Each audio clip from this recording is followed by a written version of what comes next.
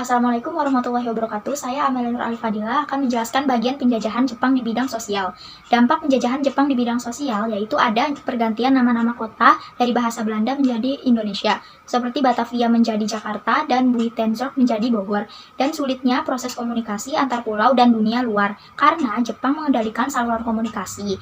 Lalu juga ada dampak positif kependudukan Jepang dalam bidang sosial yaitu adanya sistem kerja bakti atau Kinrohoshi hingga menguatkan rasa persatuan diterapkannya semangat Jepang atau Nippon Seishin.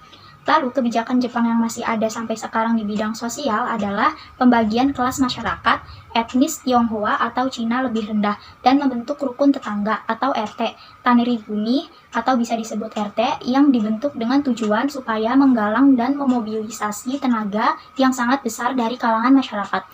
Kesimpulan jajahan Jepang dalam bidang sosial yaitu semua hak rakyatnya dirampas oleh Jepang, dipaksakannya rakyat Indonesia untuk berperang, dan dikerjapaksakan atau romus. Dampak positif penjajahan Jepang di Indonesia dalam bidang budaya.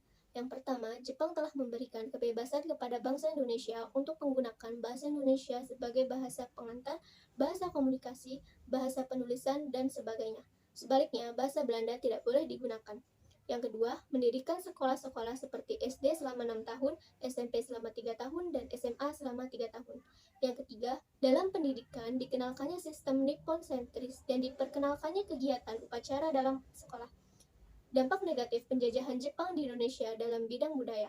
Yang pertama, mulai bergesernya budaya lokal. Yang kedua, pelarangan terhadap buku-buku berbahasa Belanda dan Inggris. Kebijakan Jepang masih ada sampai sekarang. Yang pertama, pendidikan.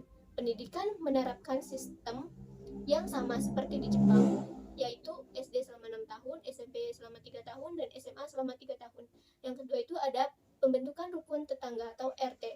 RT dibentuk dengan tujuan supaya menggalang dan memobilisasi tenaga yang sangat besar dari kalangan masyarakat. Terbentuknya RT ini otomatis akan mempermudah pengawasan dan pengarahan masyarakat untuk melakukan kerja bakti. Selanjutnya yaitu dampak positif dan negatif di bidang politik selama penjajahan Jepang. Dampak positif di bidang politik: 1. Orang Indonesia diberi kebebasan untuk menggunakan bahasa Indonesia. 2. Mulai muncul semangat nasionalisme karena pada waktu itu Jepang juga membenci semua yang berbau Belanda. 3. Dibentuknya BPUPKI dan PPKI sebagai bukti janji Jepang. 4. Kemudian Jepang menyebarkan anti-Belanda sehingga ikut mendukung nasionalisme rakyat Indonesia. Dampak negatif di bidang politik: 1. Jepang melarang semua kegiatan yang berbau politik. 2. Jepang melarang kegiatan berkumpul. 3. Yaitu penghapusan semua organisasi bentukan Indonesia pada masa kolonial Belanda. 4. Kemudian adanya romusa atau tenaga kerja paksa.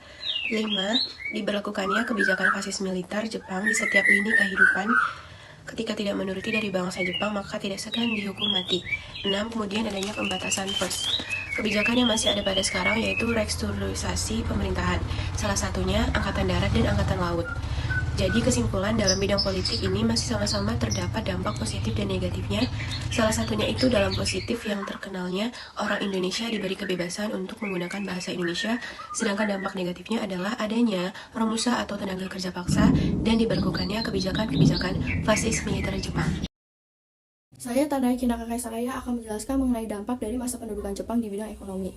Dampak positif yang pertama, yaitu didirikannya Kumyai atau Koperasi untuk Kepentingan Bersama. Yang kedua, adanya sistem baru bagi pertanian atau disebut juga sebagai line system, yang berarti pengaturan bercocok tanam secara efisien untuk meningkatkan produksi pangan. Lalu ada dampak negatif. Yang pertama yaitu eksploitasi sumber daya alam untuk kepentingan perang Jepang. Yang kedua, krisis ekonomi yang parah karena penyaluran uang pendudukan secara besar-besaran hingga menyebabkan inflasi. Yang ketiga, penerapan sistem ekonomi perang dan autarki atau memenuhi kebutuhan daerah sendiri dan menunjang kegiatan perang. Karenanya, tugas beserta kekayaan rakyat dikorbankan untuk kepentingan perang ini. Dan yang terakhir, pengawasan ekonomi yang ketat dengan sanksi pelanggaran yang berat. Dalam artian, Jepang memonopoli perdagangan serta komoditas perkebunan maupun pertanian di Indonesia. Selanjutnya ada kebijakan pemerintah Jepang di bidang ekonomi yang masih ada hingga saat ini, yaitu Koperasi atau Kumyai. Bisa dilihat koperasi itu masih berjalan dengan baik, bahkan sudah tersebar di berbagai daerah di Indonesia.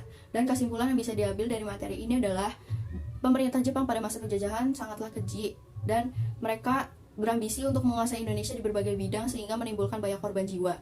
Namun, bukan hanya banyak dampak negatifnya, tetapi ada juga dampak positif yang hingga saat ini berpengaruh bagi Indonesia.